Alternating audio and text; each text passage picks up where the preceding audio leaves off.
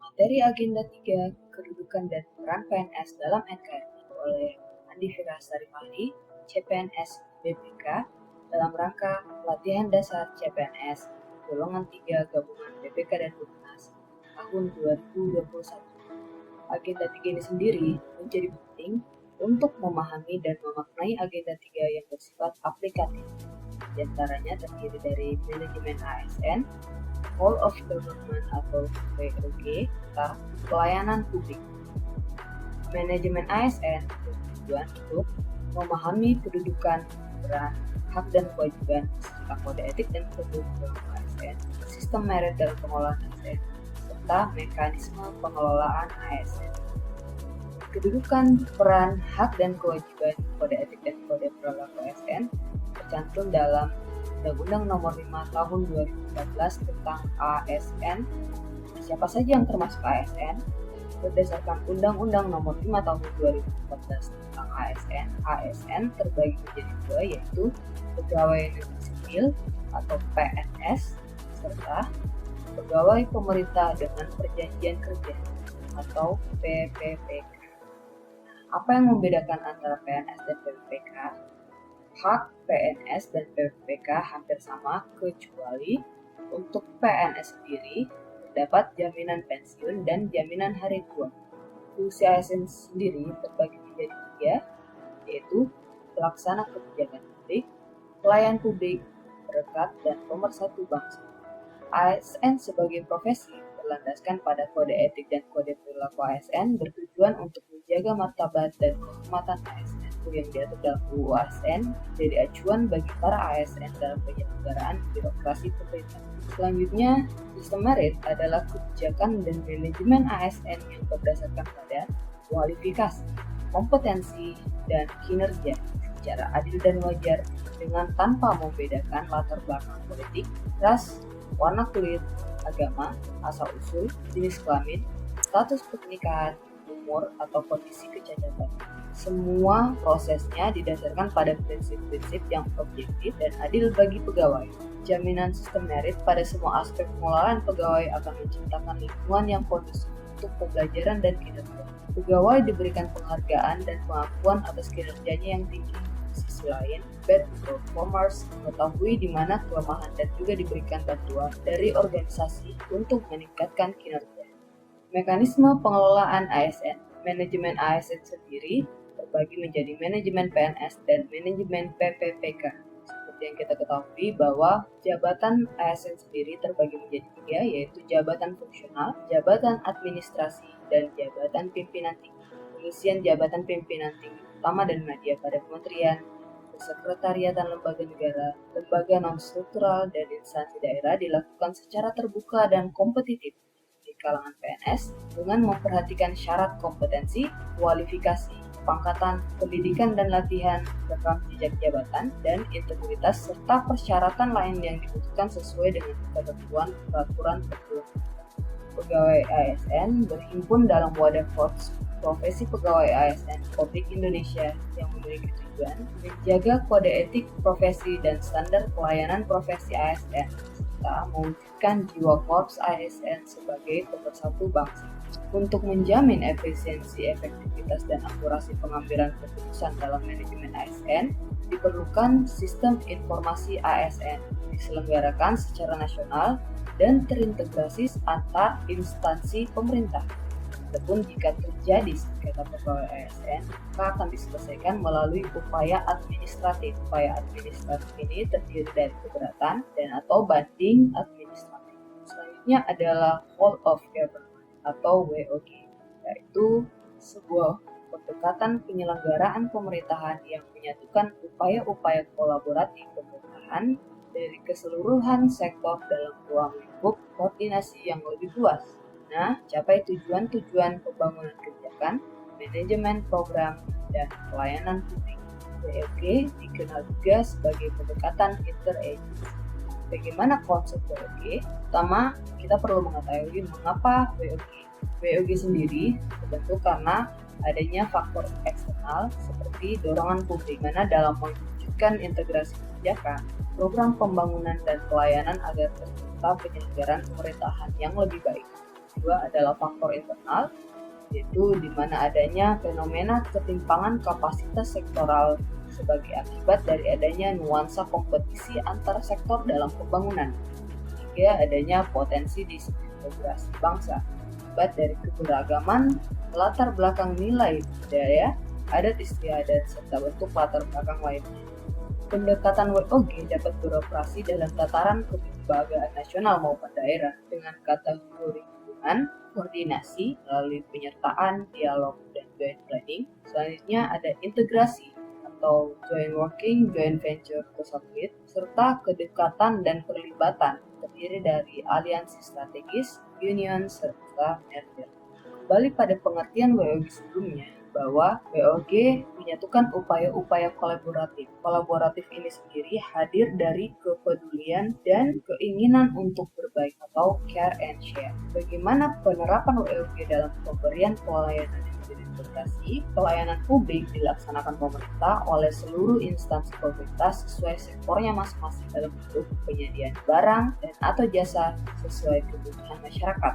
Beberapa cara pendekatan WOG yang dapat dilakukan, baik dari sisi penataan institusi formal maupun informal, pertama yaitu penguatan koordinasi antar lembaga yang dapat dilakukan jika jumlah lembaga-lembaga yang dikoordinasikan masih terjangkau dan manajeable. Dalam prakteknya, span of control atau rentang kendali yang rasional akan sangat terbatas. Salah satu alternatifnya adalah mengurangi jumlah lembaga yang ada sampai mendekati jumlah yang ideal untuk sebuah koordinasi. Kedua yaitu membentuk lembaga koordinasi khusus. Pembentukan lembaga terpisah dan permanen yang bertujuan dalam mengkoordinasikan sektor atau kementerian adalah salah satu cara melakukan WOG. Lembaga koordinasi ini biasanya diberikan status kelembagaan setingkat lebih tinggi atau setidaknya setara dengan kelembagaan yang dikoordinasikannya. Selanjutnya adalah membentuk gugus tugas.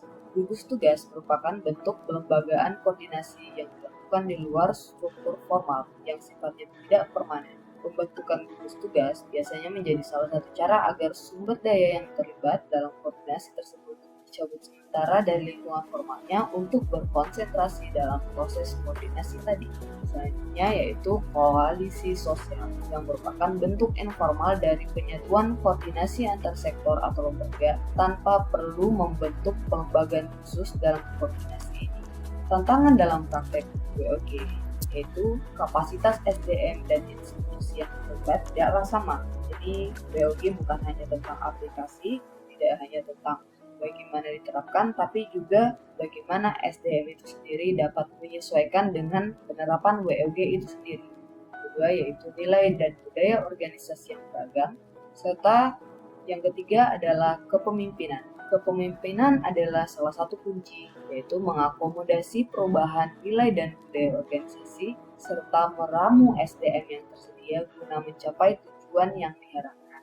Melihat best practice dari negara-negara lain, perlu kita ketahui bahwa prasyarat best practice dari WOG di berbagai negara terlihat dari budaya dan filosofi, cara kerja yang baru, akuntabilitas dan insentif, serta cara baru pengembangan kebijakan atau bagaimana mereka mendesain program dan pelayanan. Dapat kita contoh seperti Inggris menerapkan WOG accounts dan sistem integrasi 5.500 organisasi publik.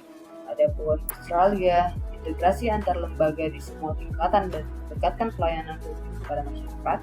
Amerika Serikat dengan sistem keamanan nasionalnya fokus pada isu keamanan nasional serta pemanfaatan teknologi informasi dalam menyatukan pemerintahan di semua tingkatan. Dan tidak jauh-jauh dapat diambil contoh yaitu Malaysia dengan one day service, delivery, dan no wrong door atau pemberian layanan yang lebih terintegrasi cepat dan memastikan bahwa setiap keluhan dari masyarakat harus diterima dan direspon dengan segera.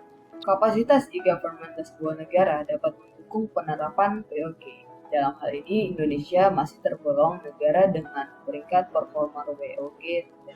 Bagaimana implementasi WOG dalam perspektif kebijakan di Indonesia? Berdasarkan amanat Undang-Undang Negara Republik Indonesia 1945, negara berkewajiban melayani setiap warga negara dan penduduk untuk memenuhi hak dan kebutuhan dasarnya dalam kerangka pelayanan publik. Dalam rangka mencapai tujuan berbangsa dan bernegara, penyelenggara negara perlu diterapkan check and balance system agar penyelenggaraan kekuasaan negara bisa berjalan secara efektif dan efisien. Selanjutnya, kolaborasi dari hubungan baik wewenang, keuangan, dan hubungan dalam hal kemampuan pemerintahan daerah antar pemerintah pusat dan daerah serta antar daerah sangat terkait erat dengan prinsip-prinsip dan tujuan pemberian otonomi daerah baik kepada daerah provinsi maupun kepada kabupaten dan kota berdasarkan asas desentralisasi. ASN dalam rangka pelaksanaan tugas pembangunan tertentu dilakukan melalui pembangunan bangsa atau cultural and political development serta melalui pembangunan ekonomi dan sosial atau economic and social development yang diarahkan meningkatkan kesejahteraan dan kemakmuran seluruh masyarakat. Adapun manajemen ASN menekankan kepada pengaturan profesi pegawai sehingga diharapkan agar selalu tersedia sumber daya aparatur sipil negara yang unggul selaras dengan perkembangan zaman. Selanjutnya, materi tentang pelayanan publik. Undang-Undang Nomor 25 Tahun 2009 tentang Pelayanan Publik menyatakan bahwa pelayanan publik adalah kegiatan atau rangkaian kegiatan dalam rangka pemenuhan kebutuhan pelayanan sesuai dengan peraturan perundang-undangan bagi setiap warga negara dan penduduk atas barang, jasa, dan atau pelayanan administratif yang disediakan oleh penyelenggara pelayanan publik. Konsep dan prinsip pelayanan publik. 3 unsur penting dalam pelayanan publik.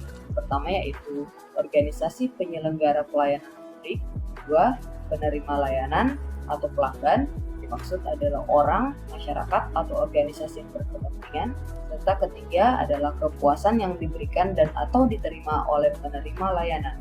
Adapun 9 prinsip pelayanan publik yang baik untuk mewujudkan pelayanan prima adalah partisipatif, transparan, responsif, non-diskriminatif, mudah dan murah, efektif dan efisien, aksesibel, akuntabel, serta berkeadilan. Bagaimana pola pikir PNS sebagai pelayanan publik? Hal-hal fundamental dalam pelayanan publik. Pelayanan publik merupakan hak warga negara sebagai amanat konstitusi. Pelayanan publik diselenggarakan dengan pajak yang dibayar oleh masyarakat, diselenggarakan dengan tujuan untuk mencapai hal-hal yang strategis bagi kemajuan bangsa di masa yang akan, memiliki fungsi sebagai proteksi bagi warga negara. Bagaimana prinsip pelayanan yang prima? Yaitu pertama adalah responsif terhadap pelanggan atau memahami pelanggan. Kedua yaitu membangun visi dan misi pelayanan. Ketiga, menetapkan standar pelayanan dan ukuran kinerja pelayanan. Keempat, pemberian pelatihan dan pengembangan pegawai terkait bagaimana memberikan pelayanan yang baik dan memberikan apresiasi kepada pegawai. 7. Sikap pelayanan, passionate atau bersemangat, antusias. Progresif, yaitu memakai cara yang terbaik. Proaktif, antisipatif dan tidak berburu. Prompt, tanpa curiga dan kekhawatiran. Patience, penuh rasa kesabaran. Proporsional, tidak mengada-ngada, serta function atau tepat waktu.